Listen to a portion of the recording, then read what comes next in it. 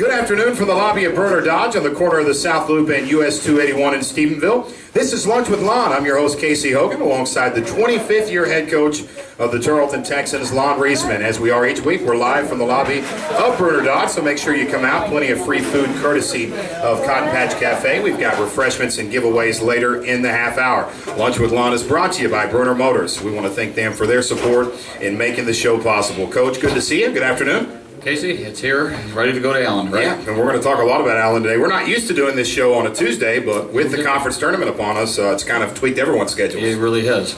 Well, Coach, let's get the show kicked off as we do each week by breaking down the games since our last show. Of course, with the show being on Tuesday, just one game to break down, and that's Saturday night's regular season finale at West Texas A&M. The Buffaloes entered the matchup at 16-9 overall, tied for the fifth spot in the Lone Star Conference with 8 wins and 9 losses. Coach, we talked a lot about the emotion in the game. It's senior night at the First United Bank Center, their final home game of the year, and trying to stay in the game early. And I thought your team did a good job of keeping their emotions in check and hanging in the game. You know, senior night is always an emotional game, and coming off the Midwestern game is always a little bit of a letdown. There's no doubt about that. It is your last home game of the year, and we were playing a very outstanding opponent that had already beaten us earlier in the year in Eastern New Mexico. So, I watched the film last night, Casey, and I really didn't feel like we really had a lot of emotion when we started the game, but I thought it started to get better as the game went on, especially in the second half, and we were finally able to pull that out.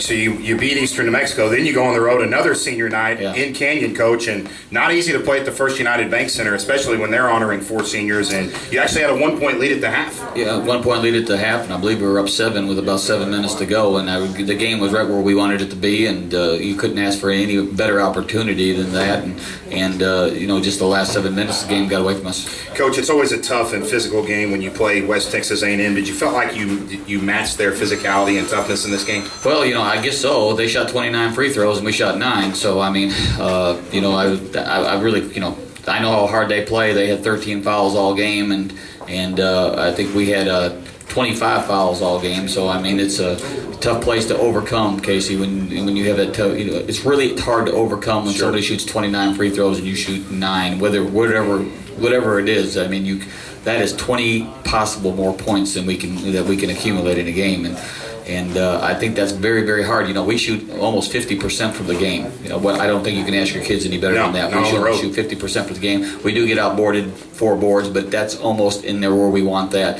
It's just that I know how hard we play. I know how hard they play. And that's, I think, the big differential in the game was the free throw line. There's no doubt about it. Safe to say that they got a few. Is it a safe assumption to say they got a few calls because they were at home? Well, I mean, it's definitely that. I know how hard Rick's teams play. I mean, and I know how hard our teams play. We have 25 fouls and they have 13. And whether that's a determination or whatever, that we're doing something different than what they're doing defensively, I don't know. I do know that it's I do know it's very hard to overcome 20 free throws and 20 more free throws on the line. And I thought foul trouble when you look at what happened when Coleman first fouled out. And I'm not sure how much time was on the clock, maybe 5-6 minutes left in the game. And big. Coleman had gotten hot from the field in the second half, and that was a big loss. Yeah, he's really playing well at that time. And he's a guy that's really passionate about the game. He's the kind of guy that's going to put his head in there and just put his head in there and try to do whatever he can do to win you a ball game, take a charge or get a loose ball or get a deflection or whatever. So, we really missed him in the later parts of that game. Chuck Guy had a career-high 27 points in the loss. Let's look at what Chuck's done over the last 3 road games. Go back to Texas A&M Kingsville. He had 23 points. At Cameron, a career-high 26 points. At West Texas A&M, a career-high 27 points. He's averaging 25 points per game on the road the past 3 games. It's pretty amazing, isn't it? Well, I think the biggest part of what's amazing to me is that he's shooting 50% from the floor and taking big shots. He's 11 for 17 the other night. And he's taking the big shots when we have to have a big shot. And some people score 27 points, but you look at their shooting percentage and it's not very good. His shooting percentage right now is over 50% in those big games. And and then you look at he's handling the ball most of the time. And so I'm really happy I'm happy for him. He's worked very hard, and I hope he can continue to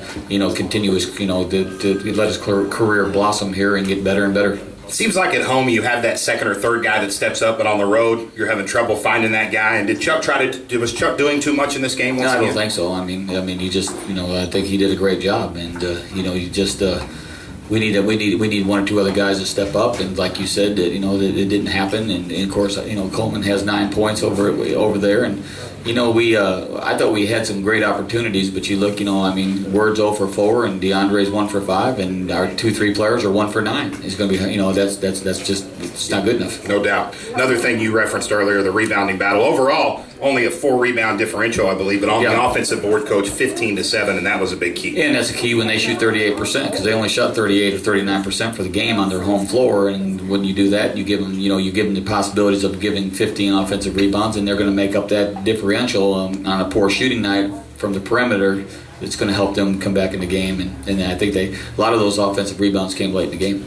Coach, you finished the season 15-2 at home, but only 2-7 on the road. You've talked about how young this team is, and it's going to be a growing process. Are we seeing that on the road this season? Well, it's been a very frustrating road year. We've lost 7 games on the road, and now those 7 games, 6 have been by 5 points or less. In every game in the last 5 minutes on the road, we have led. We have led every game on the road with 5 minutes to go. Out of those 6 that we have lost, the only one we didn't lead in was the Midwestern game over there. But at Kingsville we led, at Commerce we led, we won the game there. But the ones that we have lost, we led, and I think if you look back, Casey, I think we led it in Incarnate Word with 3 minutes to go. And we led at Kingsville late in the game. We led at Cameron with 26 seconds to go. We're up 3. We lead at. We're up 15 over at Eastern New Mexico. It's been a frustrating year for the young kids. It's been frustrating. The possibilities of where we could be are amazing. But I told Chris this morning, and I was talking to Jason Hooten this morning down at Sam Houston State. Ifs, ands, and all that are great. But I have the old Bill Parcells, in my wallet. I look at it, I open it up, and it says, you know what? You are what you are. And we are 17-9, and I don't want to hear about ifs and ands and this could have happened or that could have happened.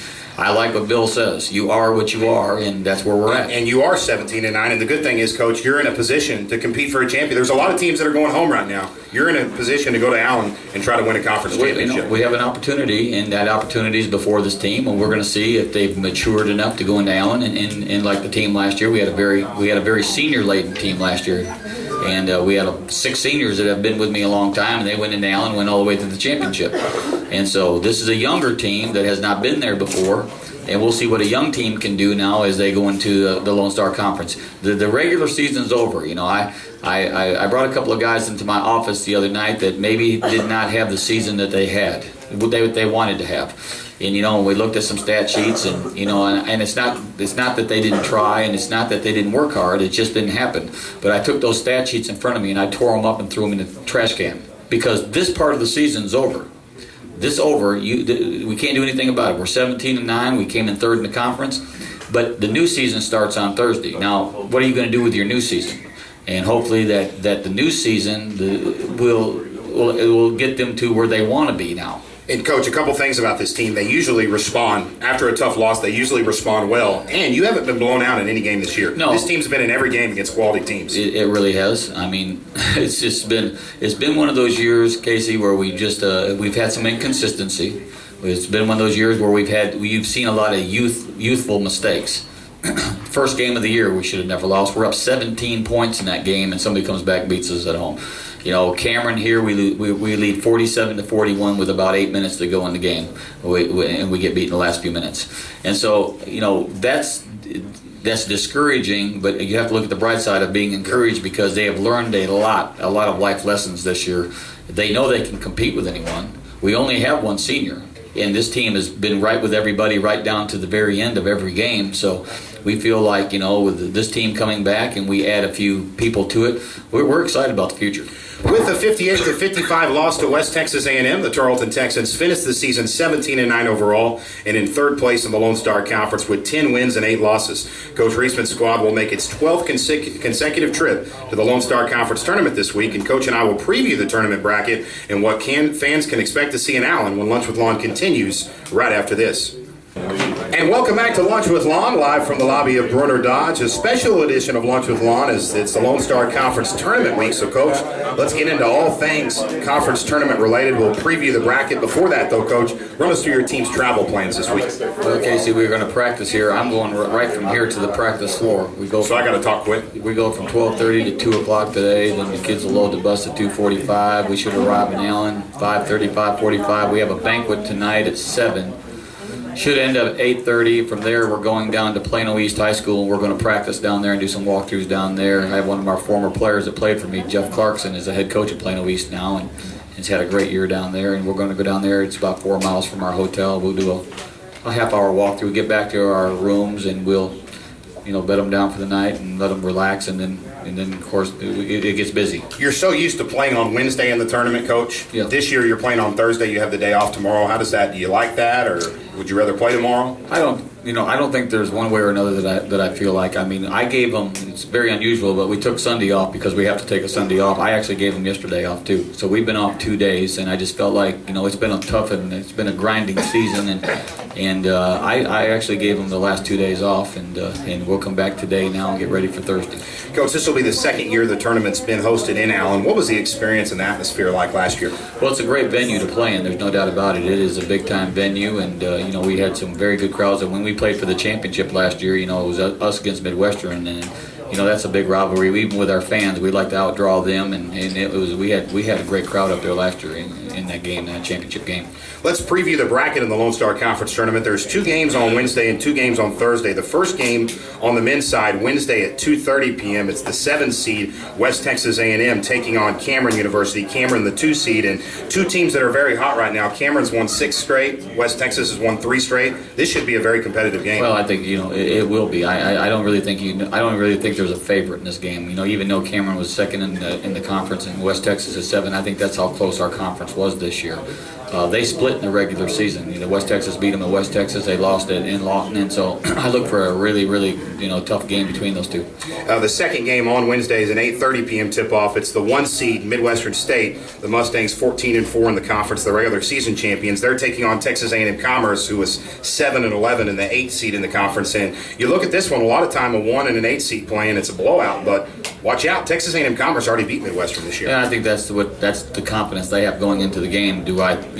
If I had to pick a winner, I would probably lean towards Midwestern. Sure. There's no doubt about that.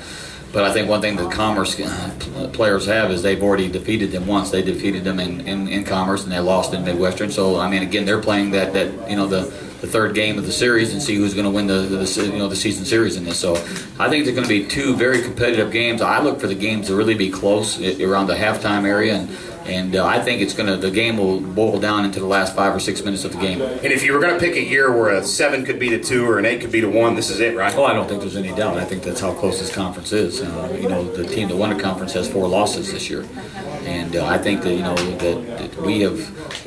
we've got a chance to play everybody in this league, and we've been very competitive with everybody in the league. But so hasn't everybody else been competitive. And to tell you how close this conference is, there's 4 teams that finish in a tie with 9 wins and 9 losses. Wow. Have you ever seen 4 teams beat each other up like this before? No, it's just been cruel this year in this conference. We're trying to figure out on the bus who Tarleton's going to play, and if you looked at the tiebreaker scenarios in the conference, you literally would need a graphing calculator. Well, someone smarter than you and I. Yeah, it's just been. We had to. There's so many scenarios that my mind was just. I had to stop thinking about it because I couldn't even. I was getting confused. So I probably wasn't helping. I didn't know who we were going to play until they finally called us and told us it was Eastern New Mexico, and it really didn't mean. You kept asking. We talked about who do you want to play, and I really didn't care. There's some years that I do look at some things, but what's the difference between you want to play West Texas? Do you want to play Incarnate Word? Do you want to play Eastern New Mexico? Who do you want to play? Who? I don't care because they're all good. So you have to play well. There's 2 games on Thursday. The first game on Thursday in the first round, a 2:30 tip-off. That's your Tarleton Texans taking on Eastern New Mexico. We'll preview that game in our next segment. The second game on Thursday is an 8:30 p.m. tip-off between Texas A&M Kingsville and Incarnate Word. Incarnate Word, Coach, has lost 7 of their past 8, and a lot of folks feel like Kingsville got the best draw in the first round. They might have. Yes, I would agree. Incarnate Word comes in. What did you say? 1-6 in the last 7. Yeah, they've lost 7 of 8. 7 of 8. Okay, 1-7. So they're coming in not playing very well at all, and this is kind of don't be surprised to see see Kingsville win this game, because Kingsville lost to Incarnate Word twice during the regular season. Both games were right down to the last minute.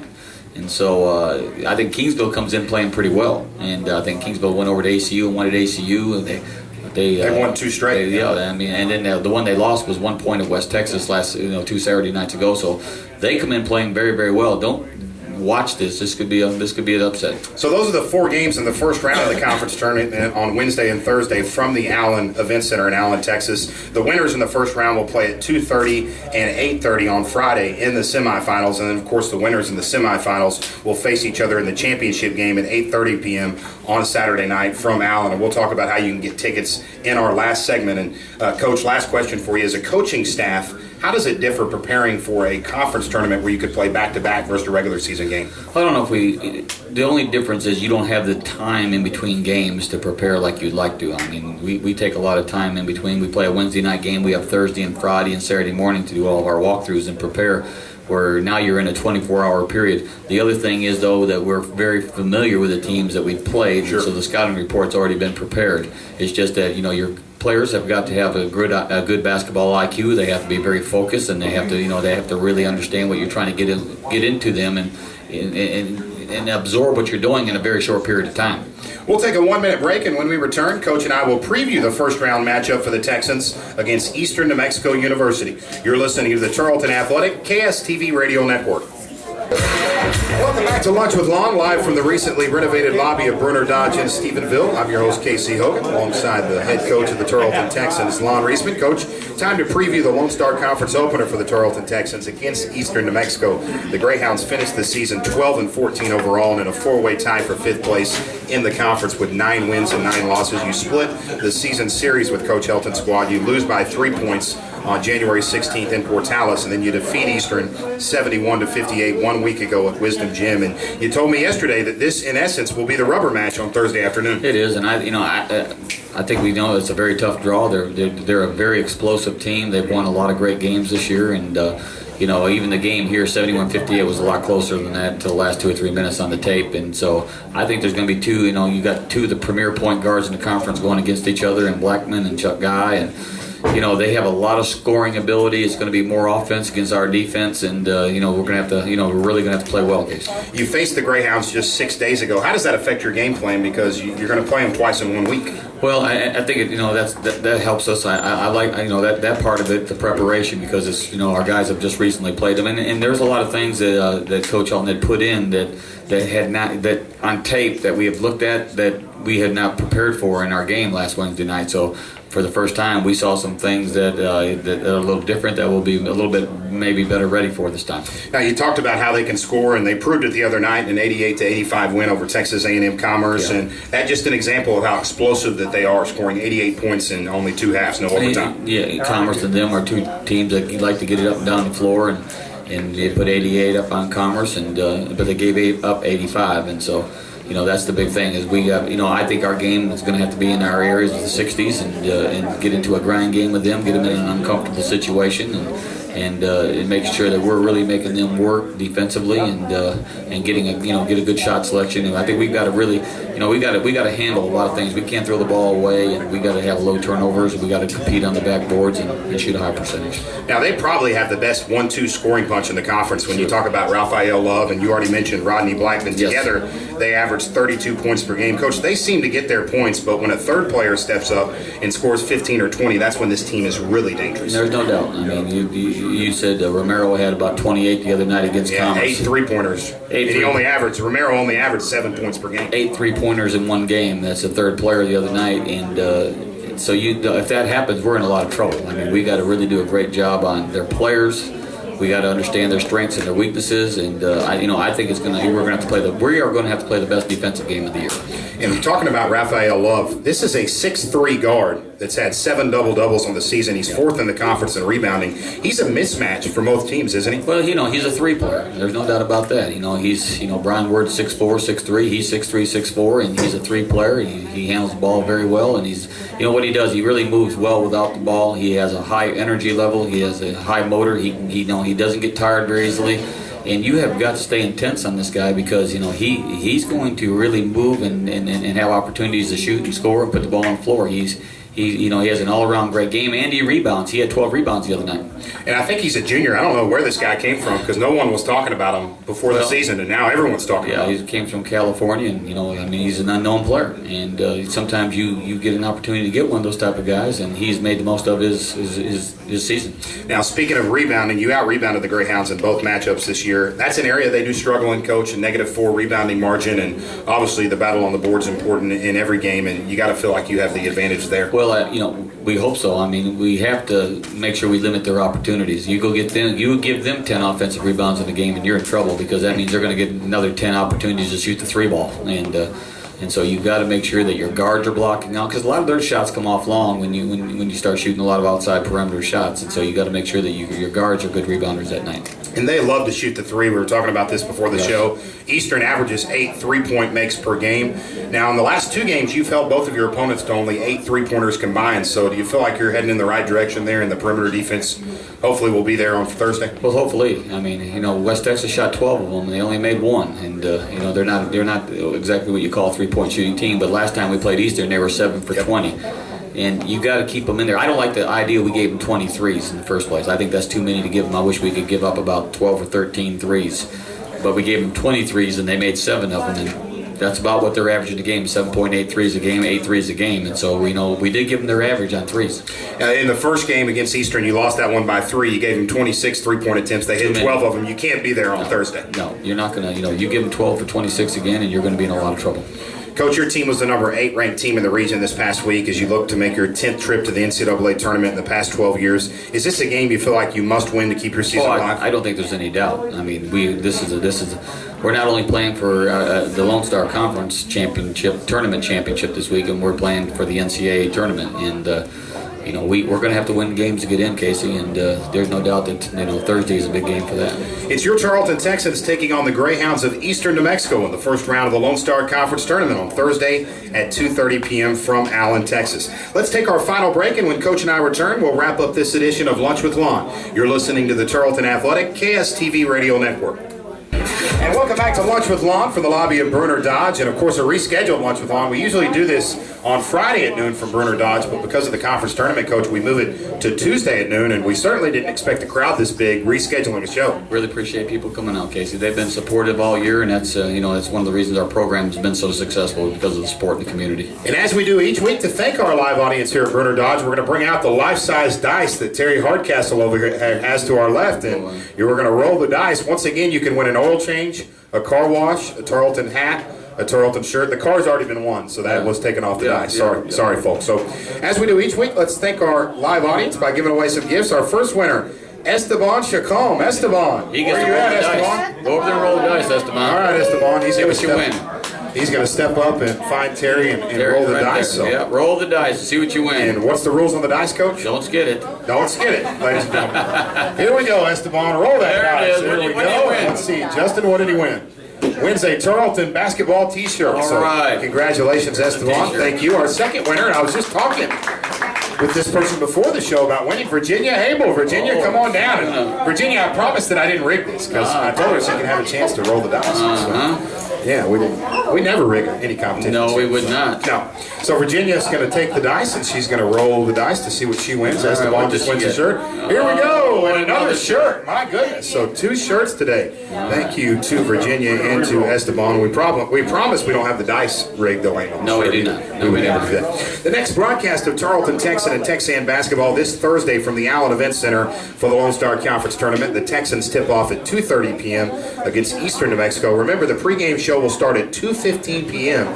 And, of course, we'll have the post-game show, and we're not allowed to interview the head coaches in the post-game show at the conference tournament, so you'll go over to the press conference room, Coach, but we will be able to broadcast that press conference live. Right, so we'll be good. So we'll be able to broadcast that press conference live, so make sure you listen during the post-game show. And, of course, the Texans face 5 seed Incarnate Word at 6 p.m. on Thursday. Right. That's a 5:45 pregame show, and, you can't even say the games are big here. They're not big. You have to win them to continue. Win or go home, Casey. To purchase tickets, visit the Allen Event Center box office, or you can go to Ticketmaster.com. Make sure you get your tickets now and join the Texans and Texans in Allen this week. If you can't make it to Allen, of course, you can listen to each broadcast right here on the official home of Tarleton Athletics, KSTV, the Mighty 93, and of course online at KSTVFM.com. If you are heading to Allen, come out to Doty's on Restaurant across from the Allen Event Center on Friday from 5 to 6:30 p.m. There's going to be a reception hosted by the Tarleton Athletic Department and the Tarleton Alumni Association, so we'd love for you to come out to Doty's Friday at 5 o'clock. No charge to attend, and of course you can win some great prizes at the door. A couple notes on Tarleton Texan basketball quickly, Coach. Coach Hearn got a big honor this week as he was named to the All-Decades Men Basketball Team for the Southland Conference, and of course we all know Coach Hearn was when you open the media guide up for Abilene Christian to the day, and there's a big picture of Coach Hearn on here, that tells you how good of a player he was. Player over there. So congratulations to Coach Hearn as he's announced as a member of the Southland Conference All-Decade Men's Basketball Team for the 1970s. Also congratulations to Texan Junior Center Kiera Wright as she was named the Lone Star Conference Player of the Week for the 5th time this season on Monday for her defensive efforts against Eastern New Mexico and West Texas A&M. And Coach, I would be shocked if Kiera was not named the Lone Star Conference Player of the Year tonight. We'll find out for long. No doubt. The Tarleton Texans softball team 11-8 on the season after sweeping Oklahoma Christian at home on Saturday afternoon. Randy Fentress and Brenna Hannon, the two pitchers, combined to allow just 2 runs in 14 innings to help Tarleton in the victory. It's pretty impressive when you 2 pitchers only allow 2 runs in 14 innings, Coach. Off to a good season. The Texans begin the Lone Star Conference action this weekend with a trip to number 3, the number 3 ranked team in the nation, West Texas A&M. First pitch on Friday at 6 p.m. from Schaefer Park, and I believe West Texas was number 2 in the nation, came down here and we beat them. Yeah, we did last year. We swept them. The Tarleton Texan baseball team completed its 4-game tournament action in Abilene Christian at the Whitman Classic with a 10-7 win over Bellarmine on Sunday. The Texans now 10-6-1 overall. Coach Congress squad will return to Abilene this afternoon to face McMurray in a single game against the Warhawks. First pitch set for 3 p.m. at Walt Diggers Field. So if you can get out to Abilene today and support Tarleton Texan baseball, we'd appreciate that. The Texan tennis team, number 28 in the nation, Coach, they swept their Lone Star Conference opener in Kingsville. They went 9-0. That's great. And Lance does a great job. And the Texans will return to action. They were supposed to play today at 1:30, Coach, but because of the wind tomorrow. Little wind today. Yeah, tough to play tennis when the wind's blowing. And I don't know what are the winds. It seems like the wind's been blowing here for the last couple of weeks. So tomorrow at 1 p.m., make sure you get out to the tennis complex and support Coach Drake's squad. The Tarleton Track and Field Invitational is this Thursday. Coach, a huge event for Coach Ponder. Field events at 11 a.m. Running events start at 4 p.m. from Memorial Stadium. And Coach Ponder puts a lot of hard work and effort into running that invitational. I think he runs one of the best track meets in the state. To stay up to date on Tarleton athletics and get up-to-the-minute results and updates, visit tarletonsports.com. Once again, we want to thank Brenner Motors for sponsoring Lunch with Lonn. Thanks to Cotton Patch Cafe for providing today's food. I want to thank Brad back at the KSTV studios for producing the broadcast. And, of course, to our engineer over to my left, Mr. Justin McClure. Last but not least, we want to thank Brenner Dodge and to each of you listening on KSTV, the Mighty 93, and online at KSTVFM.com. Coach, I have time for a quick last question. This will be your team's first neutral game of the season, and with Tarleton's alumni base in the Dallas-Fort Worth area, do you feel like you can almost make these games in Allen feel like it's your home court? Well, I hope so. We hope that we have a good crowd there. We've worked hard to get the message out to everybody in the area up there, Casey. So, and I realize that a Thursday at 2:30 in the afternoon is a difficult time, but we hope we do have a good crowd up there, and we hope that we can advance and it can get even bigger on Friday night. Coach, thanks for your time. Congratulations on another good season. Best of luck this week in Allen. Thank you, Casey. That's going to do it for this 10th edition of Lunch with Lonn. Make sure you tune in on Thursday afternoon as the Texans take on the Greyhounds of Eastern New Mexico.